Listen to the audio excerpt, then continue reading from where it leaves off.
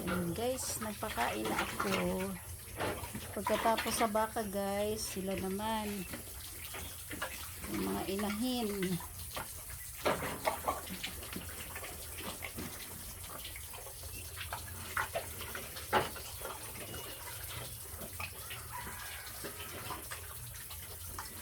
Sipag-sipag lang guys at tiyaga. Yan ang aking ano dito guys. Aking assignment araw-araw. Baka, baboy, pusa, aso. Ayan, kaya sila. Ayan yung bibi. Urong man ang urong. Ito guys, bagong gawa to. Tignan mo guys, okay. Dati kasi wala pa siyang ganyan bakal. Abot niya to, ayan. Kinikit-kit niya. Ito dapat lagyan na ng biikile pag nanganak. Paayos ko na naman po ulit.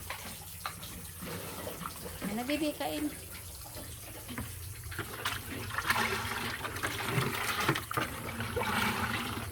Ay, dito lang sa probinsya guys.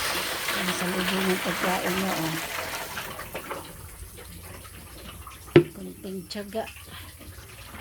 Wala naman ibang mahanap buhayan dito guys. Magtindahan ka dito sa ano namin lugar, liblib naman ito. Wala ka na mabibenta, piraso lang mamimili. May bumibili man pero hindi ka mabubuhay dahil kapiranggot lang. Kailangan mo talaga mag-alaga ng mga hayop para mayroon kang alternatibong hanap buhay. So, dito sa baboy, kahit paano, natutugan na naman yung mga, hindi naman lahat ng pangangailangan, pero kahit paano, natutugunan yung mga ibang bagay na kailangan namin.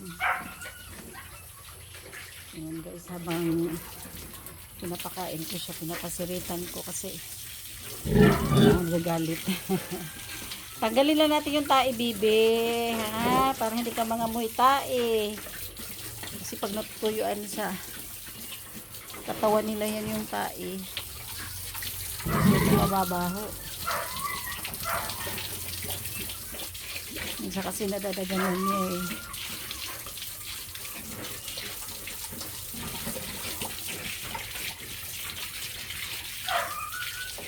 Lang, simpleng ano lang, buhay dito.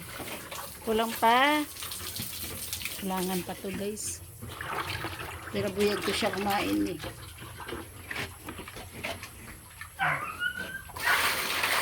Ayan na.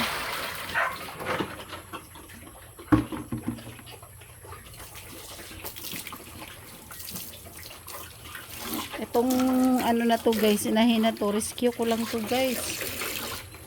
Sa kapitbahay namin yan guys. Talagang skeleton na siya guys. Hinati dito tapos hindi na makabangon. Kasi hinayaan na lang nila siya guys na mamatay na lang doon nila nilagay sa kangkungan. Hayaan na lang daw nilang mamatay doon sa kangkungan. May nakapag-advise na ibigay sa akin kung tatanggapin ko. Hindi ko tinanggihan kasi may buhay pa naman siya eh. Kaya lang sobrang paya talaga niya guys. Skeleton talaga siya. Tinanggap ko. After 3 months. Ayan, ganito na ang katawan niya. 3 months na siya dito sa akin.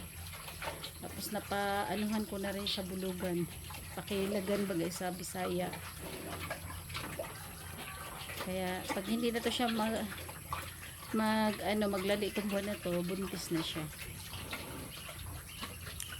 Sobrang payat nito, kaya nga parang tinapo na lang nila guys.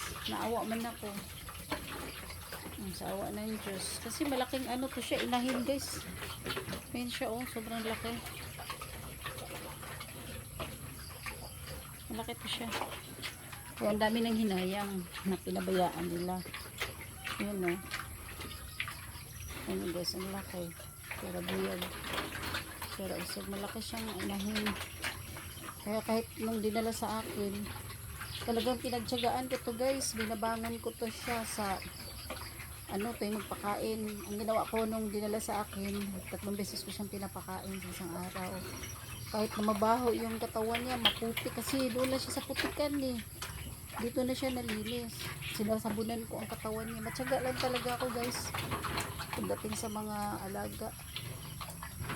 Kasi pag nag-alaga ako, hindi yung porket hayop-hayop ang hindi. May kasama na rin yung pagmamahal sa kanila. Kaya sinabunan ko siya. Tapos yung yan guys, oh dyan, sa ano niya, yung dito oh, butas yan guys.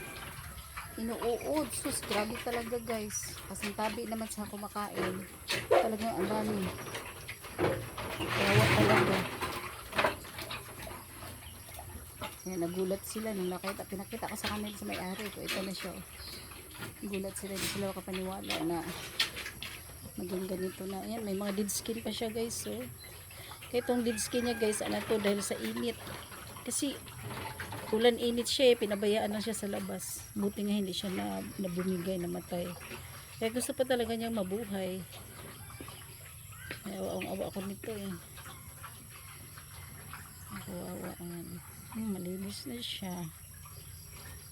Hindi na siya mabaho. Nung dinala dito, nako, mabaho. Kasi natutuyo lang sa kanya. Doon na siya, hindi siya makabangon eh. Doon na lang siya nakahiga sa ano. Tinataihan niya. Ayan guys, oh. Ayan, pagaling na yan guys. Ano niya.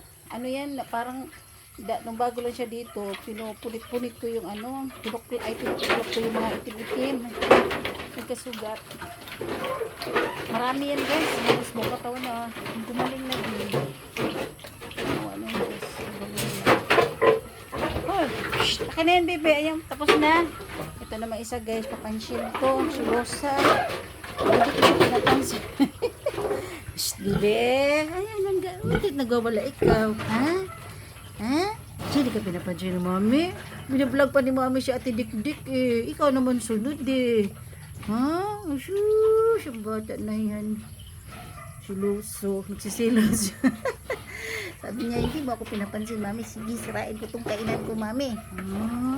Good girl lang ang bata, good girl. Bata ang tawag ko nito eh. Batang gudik-dik. Oy, tapon mo na yung pagkain mo. Busog na? Ay, sige na. Tapon mo natin. Bigyan na natin kay Dikdik yan. Ibigay ko muna lang sa isa. Yung isa naman sa awa ng Diyos. Ito maarte ito guys eh. Busog na rin naman talaga siya. Buntis na ito guys. Mga anak na ito sa January.